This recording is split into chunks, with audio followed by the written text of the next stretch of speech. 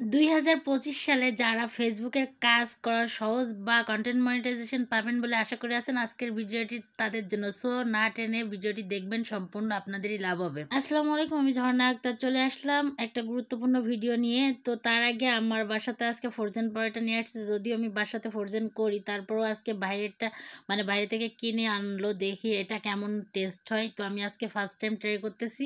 তো সেটা ট্রাই করতে করতে আর কি আপনাদেরকে শেয়ার করবো আর কি, যে 25 সালে আমাদের কি কি আপডেট আসলো, কি কি করা যাবে, কি কি করা যাবে না, কি করলে আমরা মনিটাইজেশনটা সহজে পাবো। তো এই জন্য ভিডিওটা সবাই একটু বেশি বেশি শেয়ার করে ছড়িয়ে দিবেন আর শেষ পর্যন্ত দেখবেন।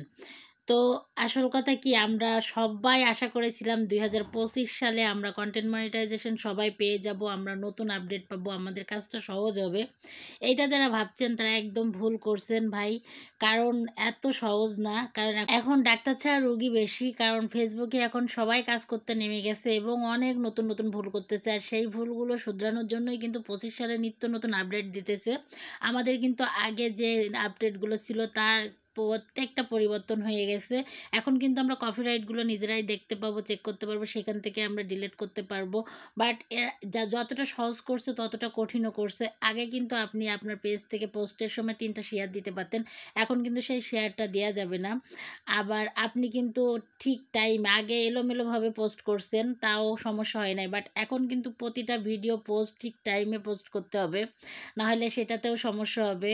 তারপরে আপনারা কেউ মিউজিক অ্যাড করতে পারবেন না, কোনোভাবেই না। মিউজিক অ্যাড করলেই কিন্তু সমস্যা। আমি ইদানিং খুব ভাই আপুদের পেজে দেখতেছি নিত্য নতুনভাবে মিউজিক অ্যাড করতেছেন। তো আপনারা যা মিউজিক অ্যাড করতেছেন তাদেরকে বলছি, ফেসবুক থেকে ইনকামের যদি আশা করে থাকেন তাহলে মিউজিক অ্যাড করবেন না, তাহলে কন্টেন্ট মনিটাইজেশন পাবেন না আর ইনকামও হবে না। সো সেটা মাথায় রেখে কাজ করবেন। তো কিছু গুরুত্বপূর্ণ কথা হলো যে আমি যে টপিকটা দিচ্ছি মানে এই সেম টপিক অনুযায়ী কোনো ভিডিও আপনারা মেক করতে পারবেন না, সেটাও কিন্তু ইস্যু আসতে পারে। আপনাদের অন্যভাবে নিজেদের মতো করে ভিডিও বানাইতে হবে।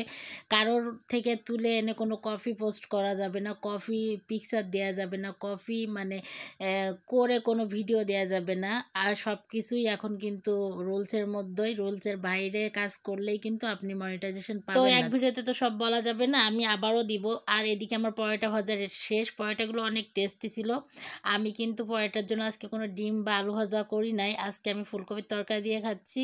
সায়ানও খাইছে, আর আমি কিন্তু খেজুরের টাটকা গুড় দিয়ে খাচ্ছি, যেটা পাতলা আকারের মানে ঝোলা গুড় বলে, ঝোলাটা না কিন্তু এটা মিহি দানা ছিল। তো আমার এই গুড় দিয়ে গরম গরম পরোটাটা অনেক মজা লাগতেছিল। আর সায়ান মিষ্টি খায় না, সে তরকারি দিয়ে খাচ্ছিল, সেও ডিম খাবে না বলছিল। তো জাস্ট এই পরোটাটা অনেক মজার ছিল, অনেক টেস্টি ছিল, খুব ভালো ছিল। আসলে যাই হোক, এখানে আমাদের কাজ করতে হবে খুব হিসাব করে, সাবধানে। তো আমার ভিডিওটা যদি ভালো লাগে তো সবাই লাইক কমেন্ট শেয়ার দিয়ে পাশে থাকবেন। আবারও দেখাবেন নেক্সট ভিডিওতে। আল্লাহ হাফেজ।